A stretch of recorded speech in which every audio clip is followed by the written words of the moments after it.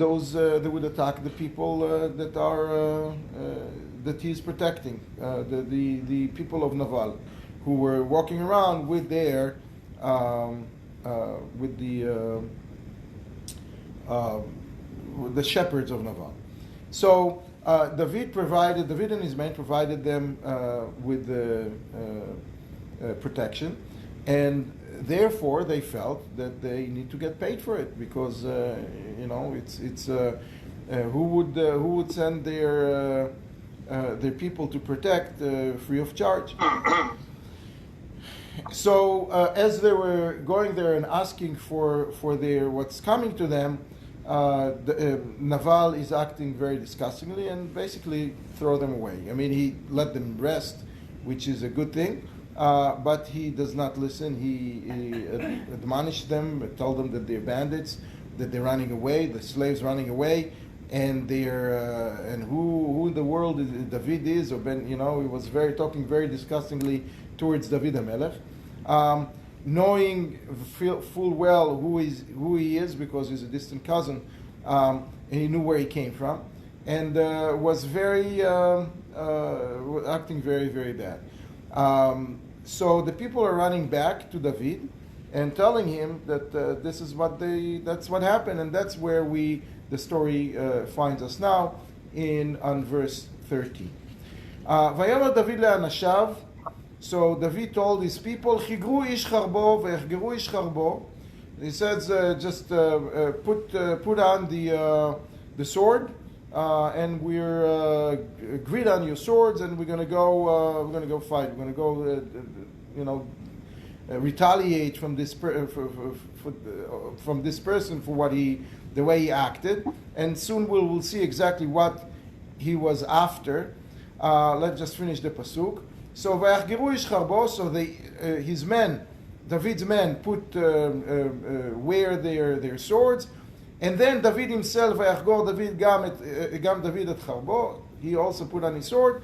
Vayalu achet David ke400 ish u'matayim yashvu al hakelim. So 400 of the 600 followed David to go to war, to the battle, and 200 remained behind to make sure that their camp is not being raided while they're gone. Now, there are several things that are being taught from this verse, which seems innocent, and one of them is the fact that David was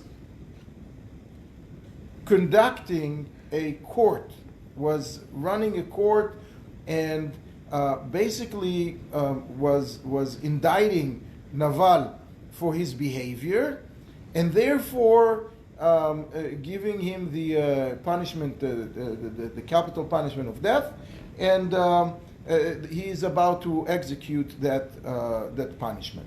Now, there is another in Torah, many times when we're talking about swords, there are several times that we are referring to actual learning Torah, the sword of Torah, because as we know that when we learn Torah, you always have opinion, and you always have discussions, and so it's many times referred to the discussion of halakha, the swords of halakha. And the rabbis are learning from here that when you are dealing with a court case that can possibly be resulted in a capital punishment, there is a sequence in which you can hear the judge's opinion. Typically, you would, the main judge, the head of the court, is going to talk first. But when it comes to a capital punishment case, they used to sit in half a moon, in a circle, half a circle. Where in the center, smack in the middle, was the head of the court, the Nasi, or the Av Beis Din, and they would have people more important closer to him, and the least important people, or the junior judges, would be at the edges. So when we're talking about capital punishment, they start listening to the arguments of the judges, whether a person should be indicted or not, from the edges, from the least important, from the more junior people. And the reason for it is, because, I'm sorry, I have a whole party came to my house, so if you hear noise, it's because of that. The reason for it is because they don't want to influence the junior judges with the opinion of the senior judge. The senior judge opinion obviously has a lot of experience, will be taken much more seriously, and he can convince people, and they will lose their, the free, the ability to think freely, which is in a case in a capital punishment is really not desirable, because we want everybody to work towards the acquittal. So this is why when we're talking here about wear your sword, and the sword has to do with the ability to judge. We're talking. David is instructing his people to wear the swords first, and then he would wear his sword, because he would be the one to announce his opinion last. Now, what was he after? What was the charge? The charge was how dare Naval was not acting in a charitable way towards his brothers. It was not so much the fact that he was personally attacked, that he was personally insulted, but rather why would Naval act in such a disgusting way? And he wanted to in the olden days, when we had judges, the judges would rebuke the people, but they would not punish the people. That's why there were judges. As soon as we have kings, the kings had the power to punish people as well. So what they used to do, they would punish people for very small, minor infractions in order to deter them. So if someone will see that the person is getting punished very severely for not being charitable enough, for not doing the right thing, for not helping people who helped him, they will obviously take note of it. Now, the problem is that people around will not look at it that way. People will look at it as, you were insulted, so now you're killing me because you insulted. Very nice. You went to kill that person because he touched you, he didn't speak to you nicely to you. That's you're retaliating for an insult. That's not what people will not have respect for this kind of a behavior. Now, so that's issue number one. Issue number two is the fact that David HaMelech, as soon as Shmuel passed away, he felt that now it's his time to be a king. The problem is that Shaul is a king, and you can't have two kings, on one throne. Shaul was still running around, was still operating, and he could not. I'm sorry. If you hear that background noise, I'm sorry. And Shaul was not about to leave so quickly, and so he felt that it's his nation and it's his rule, it's his role to take care of the rule of law. Now, the problem is that the people didn't get the memo that he is a king now. So the fact that he feels that he is the king and he feels that he is able to exert authority and control doesn't mean that the people are ready to accept it. And that was, as we will see, the core difference or the core disagreement between David and Avigail. Avigail is Naval's wife. As bad as Naval was, she was good. She was one of the most talented, most amazing women that we ever had. She was one of the 7 prophetess, And she was very, very special, very, very smart, very, very knowledgeable. She was really running the business there altogether, as we will see in a second. And she didn't really agree with all those assertions that David is a king right now, and that David can punish her husband, and he can kill her husband. I mean, she wasn't taking this. So the next pasuk, in pasuk in 14, it says, Vele Avigail eshet Naval, and to the wife of Naval, her name is Avigail, Higid nar echad min hane'arim. So she had her informants. She had, because she was running the show, she had her people, throughout the organization. And because he was very, very rich, and in those days you couldn't make a lot of money from stock market, so you needed really a lot of people to make money. So she made sure to have a lot of informants, a lot of people who are loyal to her. So one of those loyal kids came to her and says, Hine shalach David malachim me'amidbar levarech et Adoneinu vayad bahem. So he told her the whole story. Not only he told her the whole story, he told her all the justifications, as we will see in the next few verses, all of the back and forth, what happened exactly, and how they were treated, and how wrongly they were treated. He was also drawing conclusions, and also told her sort of, you have to do something right now because we're in grave danger. So what he told her, he started by telling her, by mimicking exactly what happened before, and later on mimicking what David's messengers told Naval, and what Naval told them. So he said that they came from the desert. So right away, that's justification number one. They came from the desert. They obviously not coming from a well-off journey, because they didn't land in Lud with the Dreamliner. So they need some help. They came from the desert, and what did they come? They came to bless us, to give a bracha to our master. Vayat bahem. Yat is he shoot them like flies, like birds. Ait is a hawk, and vayat bahem is like you shooting a hawk. Just go away. And they're using the word hawk because hawk is a bird that hunts. And it seems that Naval felt that he's being hunted. They came to him with demand like that, out of the blue, out of the sky. Now that informant tells Avigail how good those people were and how bad her dear husband was for not listening. ואנשים טובים לנו מאוד.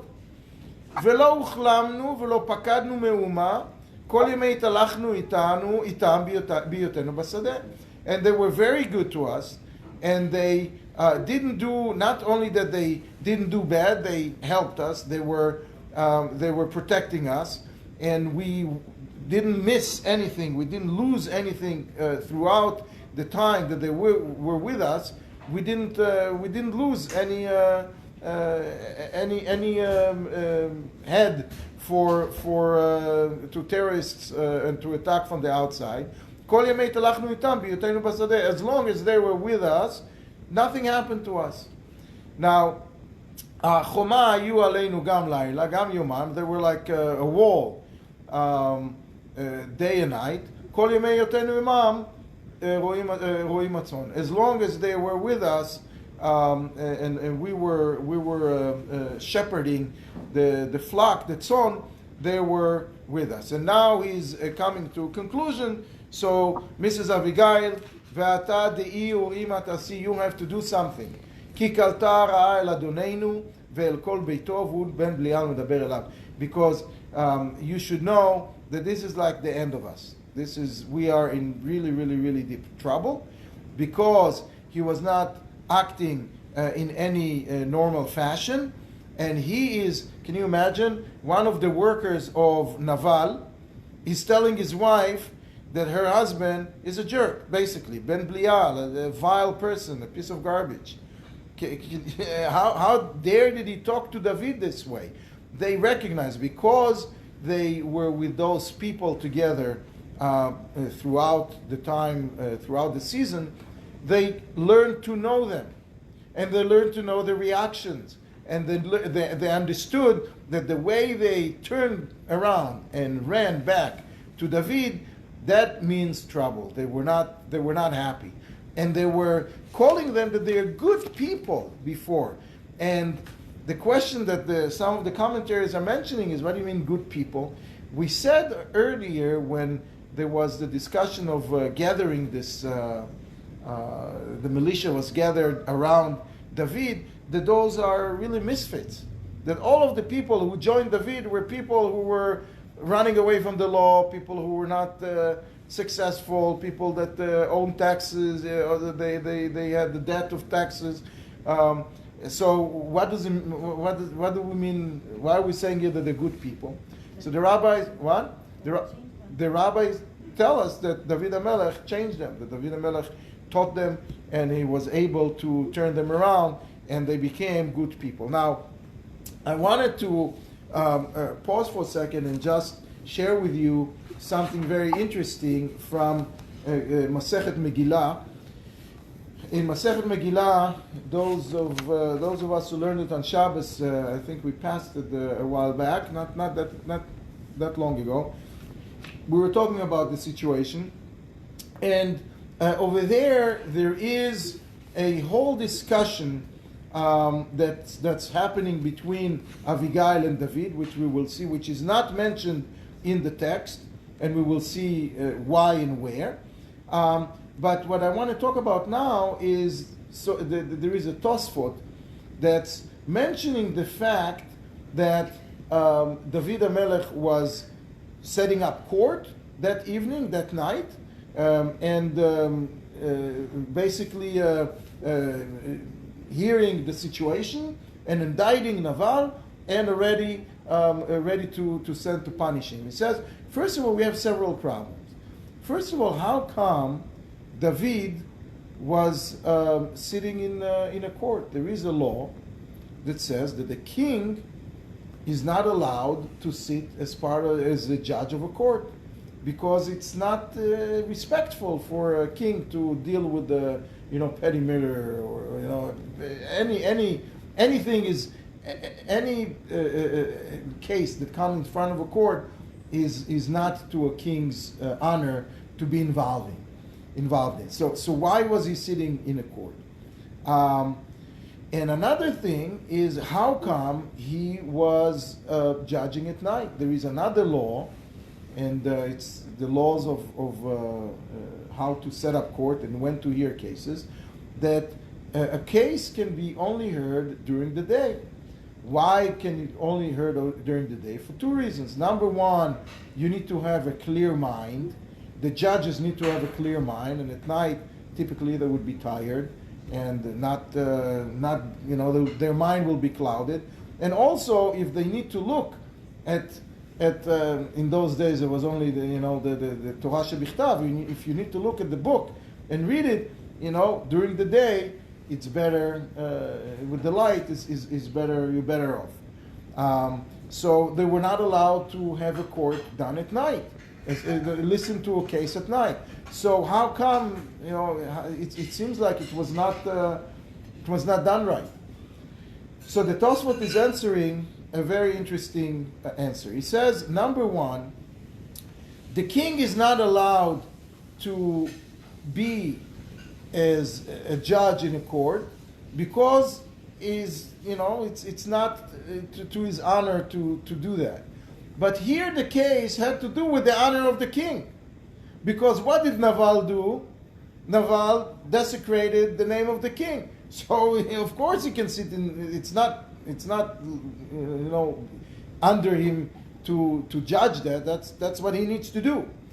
And also, this was not a court case that had to do with a regular infraction. Somebody desecrated the Shabbos, or somebody stole, or somebody killed some. It was not a regular court case. It was, according to Torah, it was a court case that had to do with the honor of the king. There is nowhere in the Torah that says that if somebody is talking badly about the king, it's not Russia here. If somebody is talking badly about the king, they can be put to death. There is no such law. It was, however, a king does, however, have the right to set up such a law and to enforce it. So what happened is he was ruling on a case that had to do with his laws, with the laws of the king. And therefore, it could have been heard at night because the king can make the decision that you can hear this at night. It wasn't a law that had to do with some laws in the Torah, and therefore you have to go according to the laws of Torah, and you hear it only during the day. So that's how the rabbis are reconciling the fact that he was running a court, number one, and he was doing it during the night. I don't understand how they go back and forth with the fact that he is king, but he isn't king yet. He is king, but he isn't king yet. So the question is he king or not king? And this is exactly the problem here. That in his mind he's a king, in the mind of the people he's not. And Avigail comes to tell him and break the news to him, listen, you may be a king one day, but you're not a king now. And the rabbis are telling us that what happened here is Avigail was sent especially to save David from himself, because he was about to cross the line, and he was about to do something that is when he did several things that were not that he needed to repent for, Bathsheba and some couple others, right? That the rabbis are telling us, which we will learn later.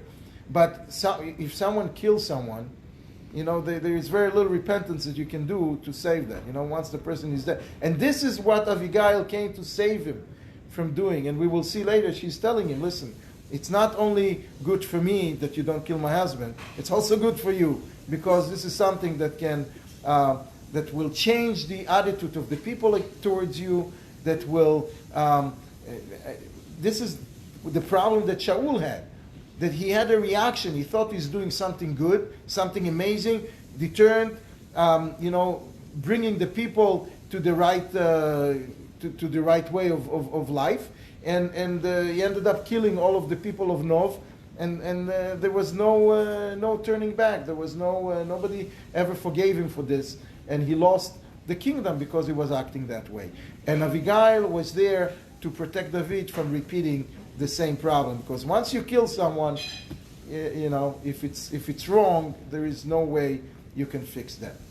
So Avigail heard from that informant that there is trouble. Vatemaer Avigail, pasuk, we are in 18. 18. Vatemaer Avigail vatikach 200 lechem. She took 200 loaves of bread. It's a lot of food. It's apparently enough for 600 people. I guess depending how hungry they are. Veshnayim nivlei yain, but only 2 flasks of wine. So, the ratio is odd over here, right? So, the rabbis say that this is just maybe for David, or maybe for those who needed to,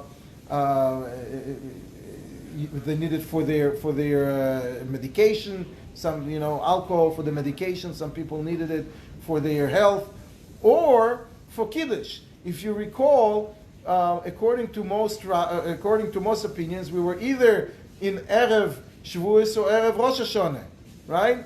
And they came to him and says, "Come to us because we have a Yontef." The people of David came to Naval and asked for food because Yontef is coming.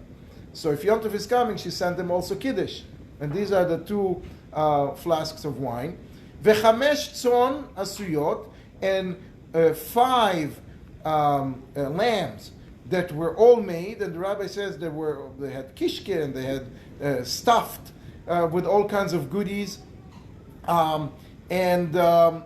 soon we'll come back to it and we'll learn something very interesting from it that seems again off the topic, but it's very interesting. And chamesh se'im kali, and 5 se'im. Se'im is 8.3 liters. So 5 of them is 41 liters or so, 42 liters, right? And so it's 20 bottles of Coke, right? full of kali. Kali is nuts that are roasted. Umea tzimukim, and 100 raisins. That's not a lot, right? 100 raisins. It's not a lot, but it's clusters of raisins, right? It's clusters of raisins that clusters of raisins in those days they used to put them together in like wheels and discs and let them dry that way. And 200 dvelim, and the same thing with figs. Figs till this very day, you can go and you have those rolls, those circles of figs that are smacked together. This is what it is, dvelim. But in those days, they made big ones, similar to how they today how they sell yellow cheese and those big wheels. The same type. So it's 200 of those. Vatasem al hamorim, and she put it on the donkeys. Now, just again as an aside, we were talking about the shearing festival, right? There is one of the mitzvot that exist in the Torah is the it's called Reshit Hagez. This is giving the beginning of the wool when you shear wool, the first cluster or the first little bit to give to the Kohen so they can sew clothes and be warm. And the question is, when are you supposed to do it? If you have one goat, one sheep in the backyard, you're supposed to do it, so no. It's only going when you have tzon, when you have a flock. So the question is, what is a flock? So the rabbis have different opinions, and there is one opinion which is actually the halachic one, the rule, and the opinion is that a flock is 5. And why 5? Because it says, V'chamesh tzon asuyot. Here we have 5, and they call him tzon. They call him a flock. So you know that 5 is equal a flock, and therefore when the Torah is ordering us, when you have a flock, you have to give a little bit to the Kohen. What is a flock? A flock is 5 sheep. Sounds like it should be No. 25. No, it's 5. It's 5 tzon. It's 5 tzon, yeah. So, and how much do you, just as an aside, just so you know what the rule is, how much do you have to give? So you basically need to give something. It doesn't matter how much. But the rabbi set it up to be like truma, that is 1/60th. So 1/60th of what you have, and they calculated that from 5 lamb, 1/60th is enough to create, to sew, to knit a small piece of clothing, like the smallest piece of clothing. So that's the how much you need to give to the Kohen. Anyway, so she loaded the donkeys with all the goodies. And now, because she's aware of the urgency, she's telling the kids, you should go, you should run very quickly, and because you are faster than I am, and you'll get there before me. I'm coming behind you. But don't tell anything to David. Wait for me. I'm just get the delivery, and I will come behind you and sort of explain what this is all about. And she didn't tell her husband. She didn't tell that she's doing this. We will soon see why. But there is a problem here. The problem is that Naval is the owner of all of this, right? And if he's the owner of all of this, how can she go and give it away without telling him, without consulting him? So the rabbis are saying this is why the previous pasuk was so careful to tell us that what she gave is ready-made food. She didn't just give money. She didn't give raw material. She gave ready-made food. And ready-made food, if someone comes to your house and one spouse is there and the other one is not, you can give it without consulting, because this is called tzedakah. It's chesed. You don't need to consult. If it's ready-made food, you don't need permission, and you can give it away. If somebody wants to, donate your refrigerator, you better be told. But if they are ready to give what's in the refrigerator, you don't have to be consented. They don't need your consent. I mean, we're not talking about people outside of the family. We're talking about people in the family. Anyway, so she sent this ready-made food, and she didn't tell him anything. By the way, later on we will see. Probably we'll get there next time. But by the time she told him, he got a heart attack from it. Literally, he was very upset that she gave so much food away. So anyway, so והיה היא רוכבת על החמור ויורדת בסתר ההר. So she rode the donkey. Riding a donkey is not something that she used to do on regular basis, but now it was an emergency. And she ויורדת בסתר ההר, and there were two mountains, okay? And she was going on one side, and David was walking on the other side, and they met in the valley. And she was walking from the side that is hidden. So she was, when you go down the mountain, you can go right behind the horizon. So she was right behind. She was walking in the hidden part. She was what? Riding. She was riding. I'm sorry, in the hidden part. Now, we will see in a second. This is very strange. I mean, who cares where she was riding? Not hidden side. Yes, hidden side. It's not. What's the point here? What does it add to the story? We'll see in a second. והנה דוד ואנשיו יורדים לקראתה ותפגוש אותם, and David and his men were going, towards her, and she met them. So what was going on here? So first of all, the boys arrived already there, right? They passed David already, because they went first. But what happened was that David didn't realize, because they were told not to say anything, David didn't realize that it's for him. So he continued. And he thought that this is, the food that Naval is sending back to his home or whatever. He wasn't, it was not addressed to him. So he didn't touch it. So that's problem number one. Now, Beseter Ahar, what does it, we're talking about here in the hidden part of the mountain. This is where the rabbis are saying that there was a whole conversation here that took part in hiding, that was talking about hidden things. And what was happening is, she came and she decided that she is going to make a point to him about the fact that he set up court at night, and he ruled at night, a capital punishment at night, which usually is not something that's allowed. So she showed him a piece of cloth with and asked him for a ruling on the color of the blood and the cloth, some rule, some question about purity. This is something which is typically being done in hiding. That's why beseter, we're talking about hiding. So he told her, "Why are you asking me this question? It's in the middle of the night. I can't see the color of the blood. I don't know. I can't rule." So she said, but to have a capital punishment in the middle of the night, you're allowed? You're not allowed either. And that's how she started the conversation. V'David Amar, so at that point, as he was seeing what's going on, he saw the people moving, and it got him very upset as well, because he saw all of the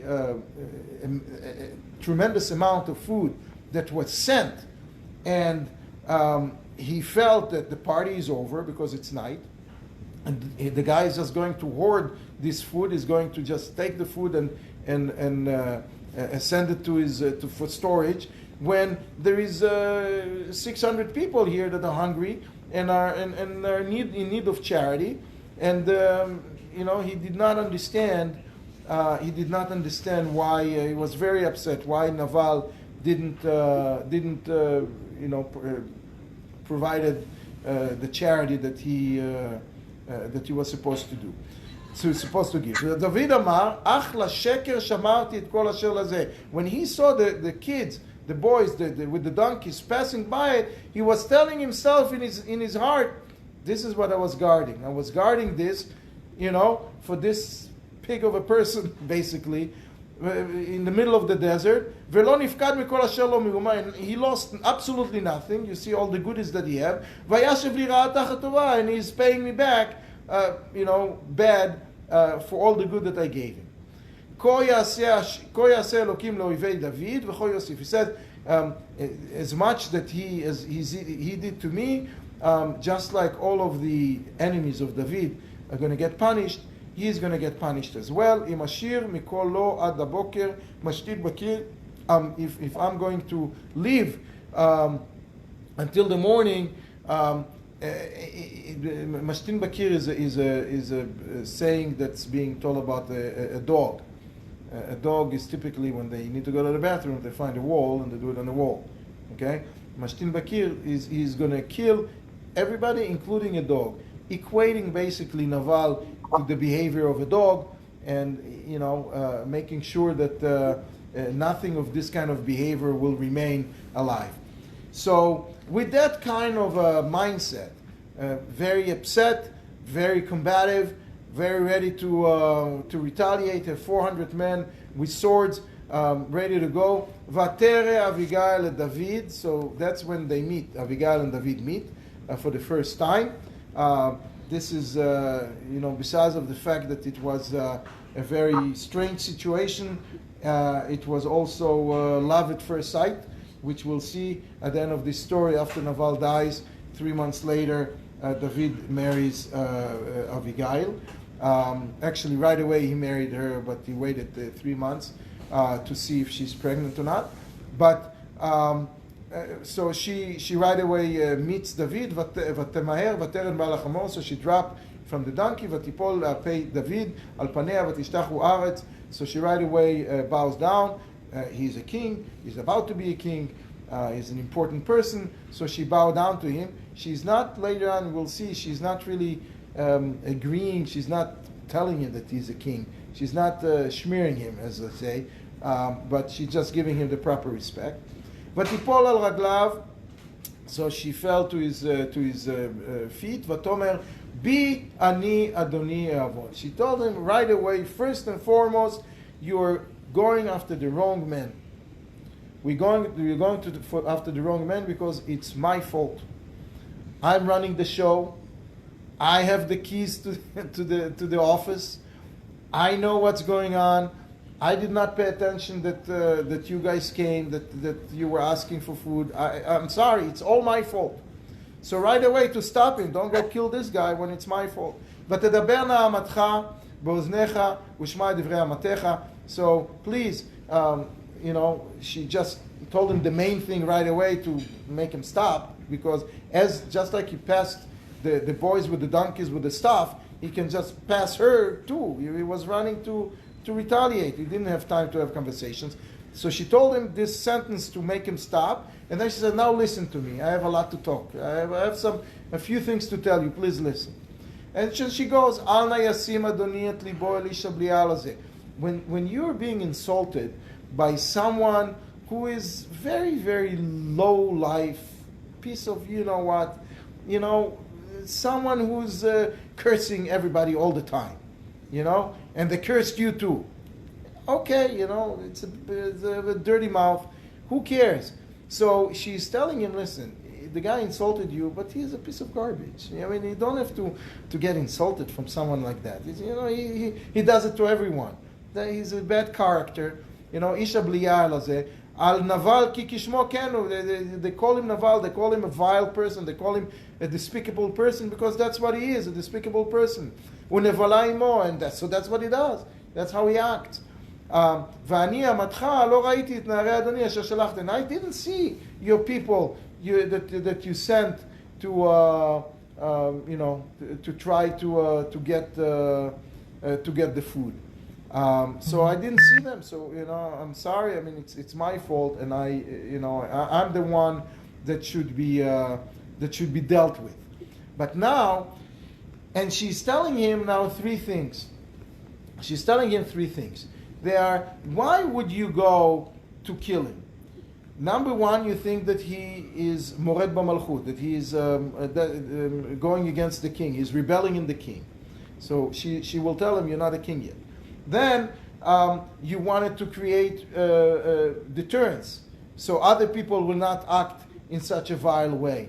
You know, people will look at it differently, and they're not really going to agree that it's a vile way. They will fault you rather than fault him. And 3, you think that it's coming to you because you helped protect this guy. That's true. Here's the food. I have a whole bunch of donkeys full of food for you. We're going to read it in detail later. I see the rabbi is here already, so next time we will read it inside. Thank you. I apologize for the beginning, for the interruptions in the beginning. I'm sorry. Apologize. Thank you.